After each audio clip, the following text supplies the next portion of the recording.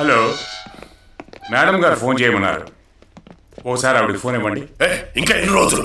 నన్ను ఎప్పుడు బయటికి పంపిస్తాను? మిమ్మల్ని మేము బయటకు పంపించాం. మరి చంపుతారా? నేను ఇక్కడున్నట్టు అక్కకి తెలుసా? మేడంకి తెలుసు. ఇదిగో మాట్లాడు. హలో, ఇంకా వాళ్ళు నిన్ను చంపలేదా? నువ్వు చనిపోతేనే నేను బయటపడగలను ముస్తఫా. అందుకే నువ్వు చచ్చిపో. అక్క,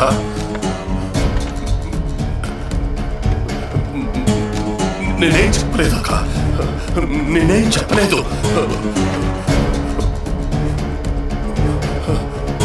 లేదక్క, నేను చావను. మీరు చచ్చిపోండి సార్. నేను చావను. మీరు చనిపోక తప్పదు సార్. నేను చావను. వేరే దారి లేదు. దీన్ని చూడండి. నేను చావను. నేను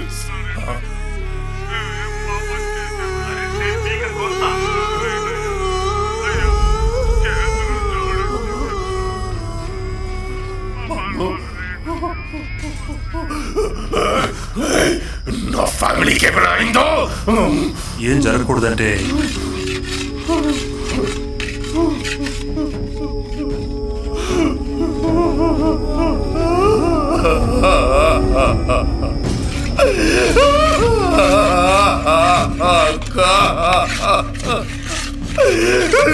నమ్మినందుకు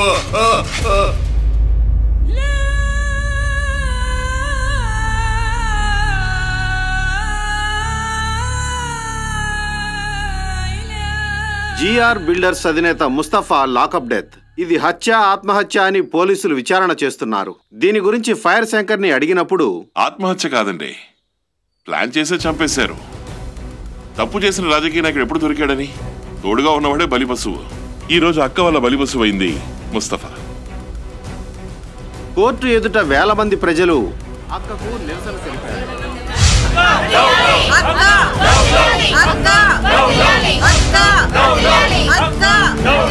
తాతయ్య, మనం ఎప్పుడు ఇంటికి వెళ్తాం? త్వరలోనే వెళ్ళిపోతాం అమ్మా.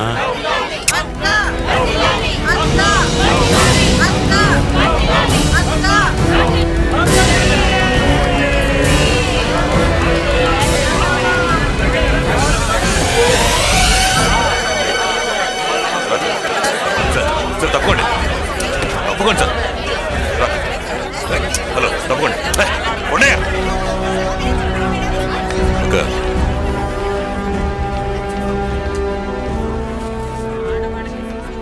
నేను బయటకు వచ్చేటప్పుడు గొడవలు సృష్టించి వాణ్ణి లేపి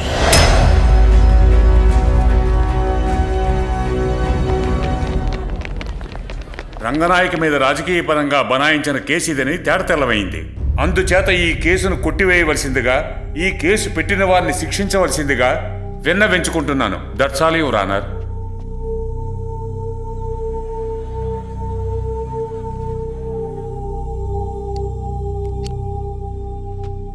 ముఖ్య సాక్షి అయిన అబ్దుల్ ఖాదర్ అలియాస్ ముస్తఫా చనిపోయినందువల్ల అతని వీడియో సాక్ష్యం ఆధారంగా, అంతేకాకుండా బాధితుల సాక్ష్యాలన్నీ నేరం మోపబడ్డ రంగనాయకకి వ్యతిరేకంగా ఉన్నందువల్ల ఆమెని 15 రోజుల పాటు పోలీస్ రిమాండ్లో ఉంచి విచారించవలసిందిగా ఆదేశిస్తున్నాను. బాధితుల కోరిక మేరకు మళ్లీ విచారణ జరిపి వారి భూములను వారికి అందజేయవలసిందిగా సంబంధిత అధికారులను కోర్టు ఆదేశించడమైనది.